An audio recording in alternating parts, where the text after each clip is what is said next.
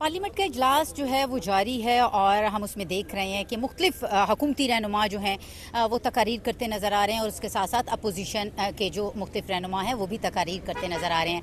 ख्वाजा आसिफ की एक तकारीर जो है वो बहुत ज़्यादा सोशल मीडिया पर उस पर बहस जारी है और बहुत ज़्यादा लोग उस पर बात करते नज़र आ रहे हैं। उन्होंने वीगो डालों के हवाले से बात की, वीगो डालों को क्रिटिसाइज़ किया और पीटीआई से पूछेंगे वीगो डाले हैं क्या, क्योंकि पीटीआई से बेहतर ये कोई नहीं जानता। मेरे साथ इस वक्त पीटीआई के रहनुमा साहबजादा सिबगतुल्लाह साहब मौजूद हैं, इनसे बात करेंगे। सर ये बताएं, ये वीगो डाले जो हैं क्यों इतना ज़्यादा इनको जो है वो क्रिटिसाइज़ किया जा रहा है और डिसलाइक किया जा रहा है, क्या है इसके पीछे स्टोरी?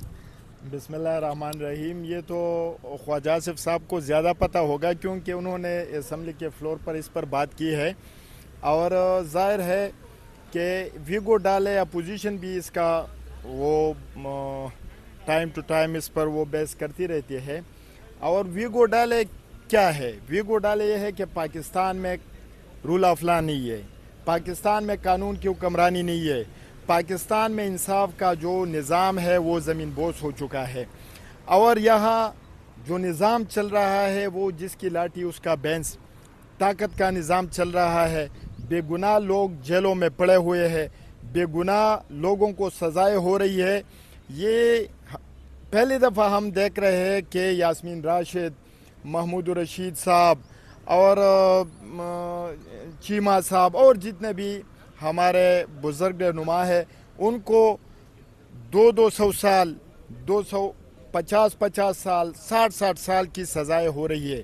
तो ये इस निज़ाम पर पाकिस्तान के अवाम इस पर मुत्तफ़िक है और सबको ये पता है कि यहाँ कानून की हुक्मरानी नहीं है।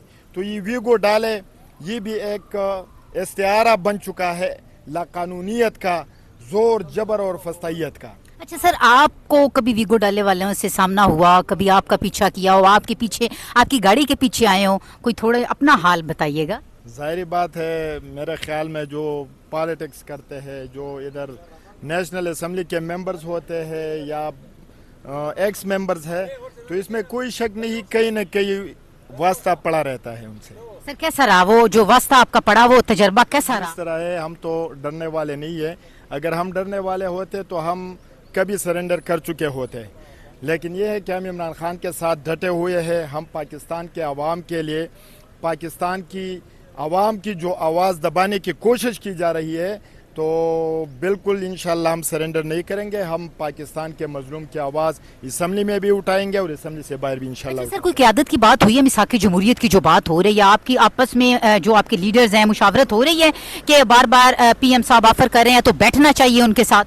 बिल्कुल जी, इस पर बात हुई है और हमारा इस पर कंसेंसस है कि मुल्क में जमहूरियत होनी चाहिए, मुल्क में कानून की हुक्मरानी होनी चाहिए, मुल्क में इंसाफ का निज़ाम होना चाहिए।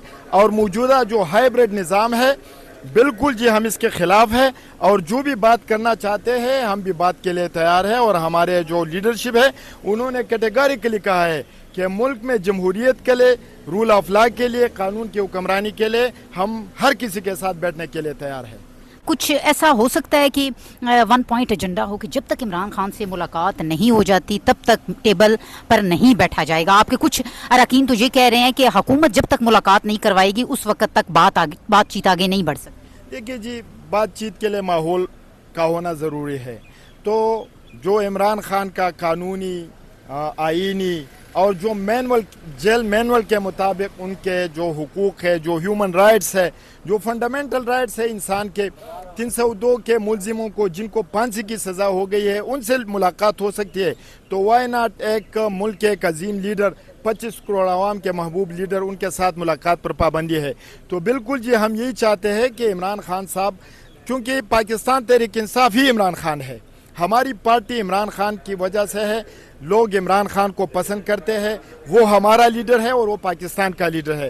तो बिल्कुल उनको एक्सेस होना चाहिए, उनका इलाज भी होना चाहिए, उनको वकला की एक्सेस भी होनी चाहिए, फैमिली की एक्सेस भी होनी चाहिए और पॉलिटिकल वर्कर्स और पॉलिटिकल लीडरशिप जो पाकिस्तान तहरीक इंसाफ की है उनकी एक्सेस होनी चाहिए ताकि उनसे भी मशावरत हो सके और ये मुल्क आगे बढ़ सके। अगर ये ना हुआ तो ज़ाहिर बात है मुल्क इसी तरह इस डगर पर चलता रहेगा जो 75 साल से चल रहा है और जो कर्ज़ों का हुजम है, 83,000 अरब रुपए तक कर्ज़ों का बोझ पाकिस्तान पर वो चढ़ गया है। तो हम डिमांड करते हैं और यही हमारा मुतालिबा है कि खुदारा इस मुल्क पर और आवाम पर रहम की जाए और इस मुल्क को आगे ले जाने में हम अपना किरदार भी अदा करेंगे। गवर्नमेंट बेंचेस से वो अपना किरदार अदा। एक ही हल है कि इस मुल्क में पॉलिटिकल स्टेबिलिटी हो और पॉलिटिकल स्टेबिलिटी के लिए इमरान खान का होना यहाँ ज़रूरी है।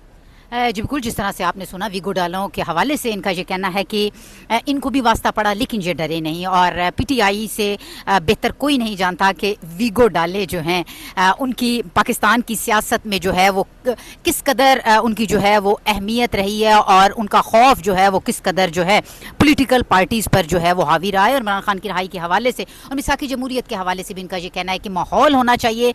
हम भी इस बात पर एग्री करते हैं कि मिल के बैठना चाहिए, बातचीत होनी चाहिए, साजगार माहौल होना चाहिए, लेकिन इमरान खान से मुलाकात की जो है वो राह हमवार जो है वो फौरी तौर पर होनी चाहिए।